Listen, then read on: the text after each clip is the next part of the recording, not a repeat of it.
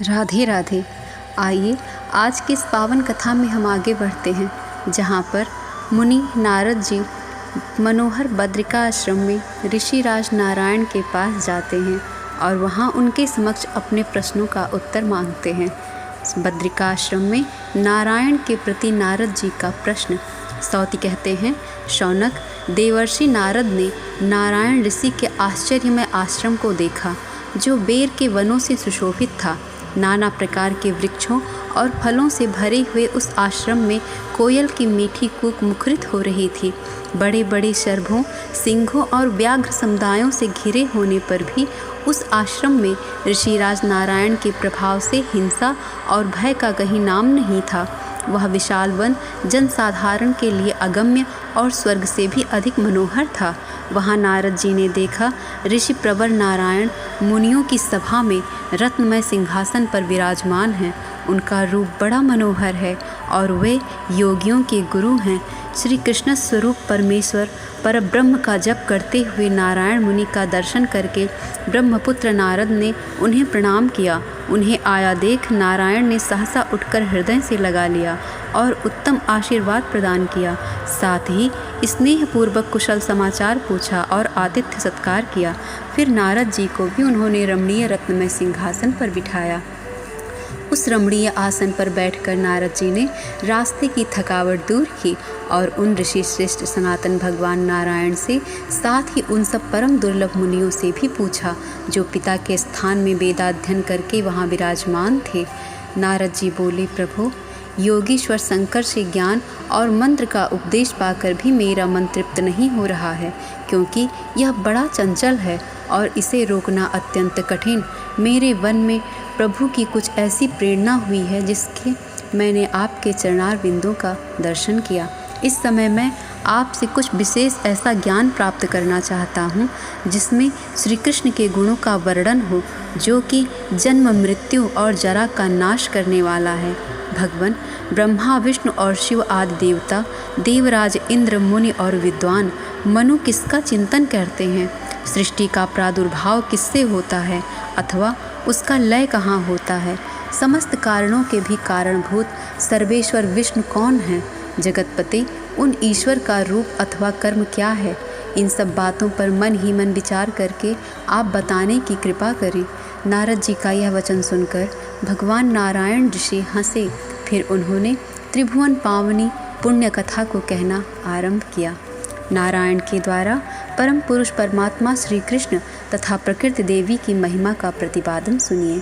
श्री नारायण बोले, गणेश, विष्णु, शिव, रुद्र, शेष, ब्रह्मा आदि देवता, मनु, मुनीन्द्रगण, सरस्वती, पार्वती, गंगा और लक्ष्मी आदि देवियां भी जिनका सेवन करती हैं, उन भगवान गोविंद के चरणार विंद का चिंतन करना चाहिए, जो अत्यंत गंभीर और भयंकर दावाग्नि रूपी सर्प से आवेष्टित हो छटपटाते अंग वाले संसार सागर को लांघकर उस पार जाना चाहता है और श्री हरि के दास्य सुख को पाने की इच्छा रखता है, वह भगवान श्री कृष्ण के चरणार विंद का चिंतन करे, जिन्होंने गोवर्धन पर्वत को हाथ पर उठाकर ब्रजभूमि को इंद्र के कोप से बचाने की कीर्ति प्राप्त की है। वाराह अवतार के समय एकार्ण के जल में गली जाती हुई पृथ्वी को अपने दाढ़ों के अग्रभाग से उठाकर जल के ऊपर स्थापित किया, तथा जो अपने रोमकूपों में असंख्य विश्व ब्रह्मांड को धारण करते हैं, उन आदि पुरुष भगवान गोविंद के चरणार विंद का चिंतन करना चाहिए। जो गोपांगनाओं के मुखार विंद के रसिक भ्रमर हैं और वृंदावन में विहार करने वाले हैं, उन ब्रजवेशधारी विष्णु रूप परम पुरुष रसिक रमण रासेश्वर श्री कृष्ण के चरणार विंद का चिंतन करना चाहिए।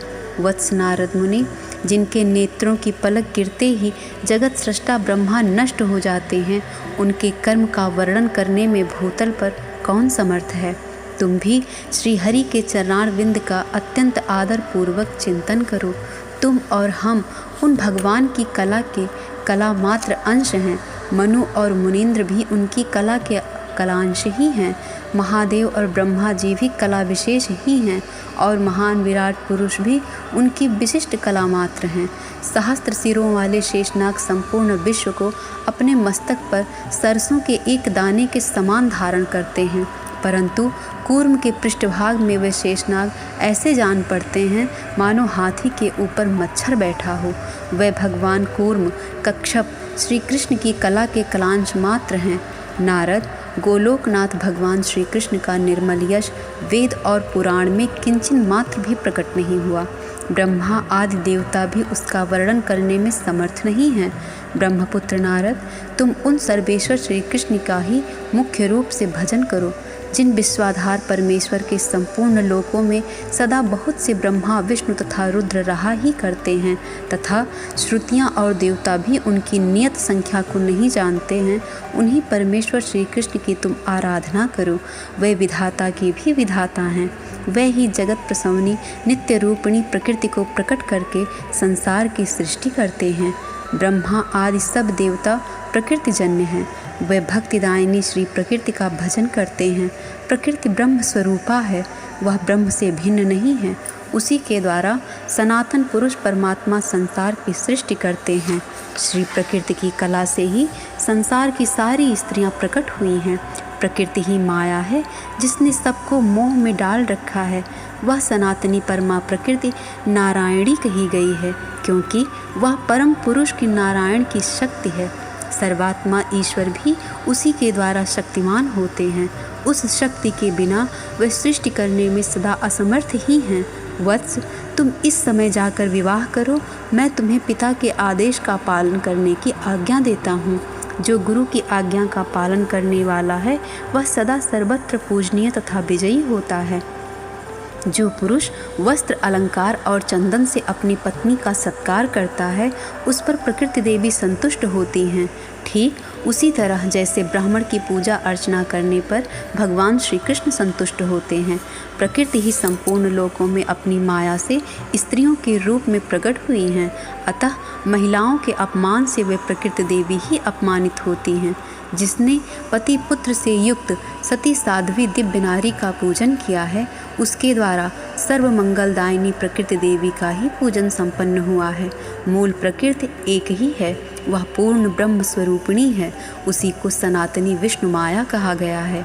सृष्टि काल में वह 5 रूपों में प्रकट होती है, जो परमात्मा श्री कृष्ण के प्राणों की अधिष्ठात्री देवी हैं तथा समस्त प्रकृतियों में उन्हें सबसे अधिक प्यारी हैं। उस मुख्या प्रकृति का नाम राधा है। दूसरी प्रकृति नारायण प्रिया लक्ष्मी है, जो सर्व संपत्ति स्वरूपिणी है। तीसरी प्रकृति वाणी की अधिष्ठात्री देवी सरस्वती हैं, जो सदा सबके द्वारा पूजनीय हैं।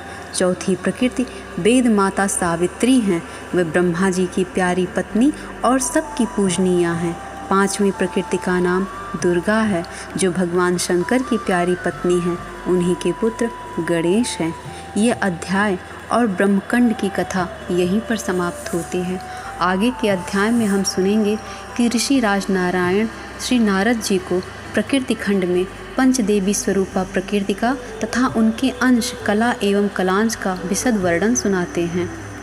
इस कथा में हमारे साथ बने रहिए। कमेंट में राधे राधे लिखिए और चैनल को ज़रूर सब्सक्राइब कीजिए। राधे राधे।